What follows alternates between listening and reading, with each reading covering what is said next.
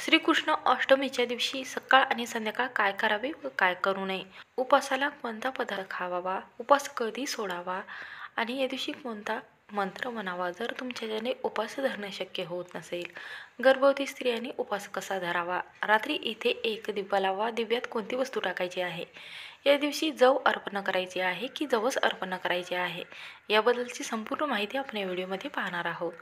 पौराणिक मान्यतेनुसार भगवान श्रीकृष्ण यांचा जन्म श्रावण महिन्याच्या कृष्ण पक्षातील अष्टमी तिथीला झाला होता. भक्त ही तारीख श्रीकृष्ण जन्मोत्सव म्हणून साजरा करत असतात. आज चौथा सोमवार आलेला आहे आणि शिवमूठ आलेले आहे जवस. तर या दिवशी जवस अर्पण करावी आणि विधिवत आपल्याला दोन्ही उपवास आहे ते धरायचे आहेत. श्रीकृष्ण जन्म अष्टमीच्या उपवास दुसऱ्या दिवशी मंगळवारी सोडायचा आहे व आदल्या दिवशी आपल्याला 12 वाजता ही पूजा विधी करून घ्यायचे आहे.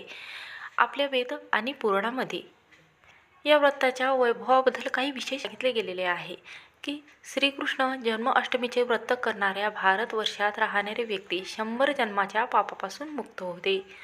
दुसरीकडे गर्भवती महिलांनी हा उपवास करण्याबाबत भविष्य पुराणात सांगितले आहे की जन्माष्टमीचे व्रत केल्याने तिचे गर्भ पोटात व्यवस्थित राहतो आणि बाळ योग्य वेळी जन्माला येतो. म्हणून सर्वात प्रथम आपल्याला श्रीकृष्ण बाळ आहे त्यांचा अभिषेक करायचा आहे. अभिषेक करत असताना ओम नमो भगवते वासुदेवाय नमः हा मंत्र आपल्याला म्हणायचा आहे. एक तुपाचा दिवा आपल्याला लावायचा आहे. दिव्याखाली आपल्याला जे धने आहेत तर धने ठेवायचे आहे आणि असा एक दिवा आपल्याला प्रज्वलित करायचा आहे. त्यानंतर संध्याकाळी आपल्याला शिवशंकर यांना प्रसन्न करून घेण्यासाठी शिवामूठ जवस अर्पण करायची की जव अर्पण करावे. तर पहा, एक तुपाचा दिवा लावण्या अगोदर स्टीलच्या प्लेटमध्ये आपल्याला जवस ठेवायचे आहे आणि त्यावर हा दिवा लावायचा आहे. तुपाचा दिवा तुम्ही लावू शकता किंवा तेलाचा लावू शकता. असे 2 दिवे आपल्याला लावायचे आहे ज्यामुळे श्रीहरी विष्णूबरोबरच शिवशंकर प्रसन्न होतील. तर पहा, जव अर्पण करावे की जवस अर्पण करावे, तर जवस अर्पण करायचे आहे. जवस कशाला म्हटले जाते, तर पहा, ज्यामधून गहू निघत असतात त्याला जवस म्हणतात. तर हे जवस आपल्याला अर्पण करायचे आहे.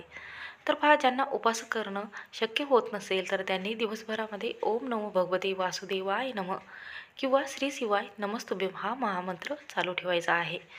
तर हा उपवास कधी सोडायचा आहे, तर पहा, हा उपवास आपल्याला दुसऱ्या दिवशी म्हणजेच मंगळवारच्या दिवशी गोपाळकाला सकाळी या दिवशी आपल्याला हा उपवास सोडायचा आहे किंवा तुम्ही 12 वाजेपर्यंत हा उपवास सोमवारच्या दिवशी सोडू शकता. रात्री 12 वाजता हा मंत्र म्हणावा.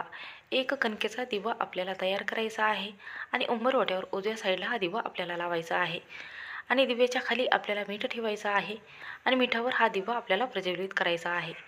ओम नमो भगवते वासुदेवाय नमः हा मंत्र आपल्याला म्हणायचा आहे आणि श्री शिवाय नमस्तुभ्यम हा मंत्र सुद्धा म्हणायचा आहे आणि श्रीहरी विष्णूचा आणि त्याचबरोबर शिवशंकर यांचा मंत्र म्हटल्यानंतर आरती आणि श्रीकृष्ण यांना नैवेद्य खडीसाखर, पंचपक्वानाचा लाडू, खिरीचा नैवेद्य, शिरा, पेढा, बर्फी हा नैवेद्य तुम्ही ठेवू शकता. त्यामध्ये तुळशीचं पान जे आहे ते आवर्जून ठेवावं.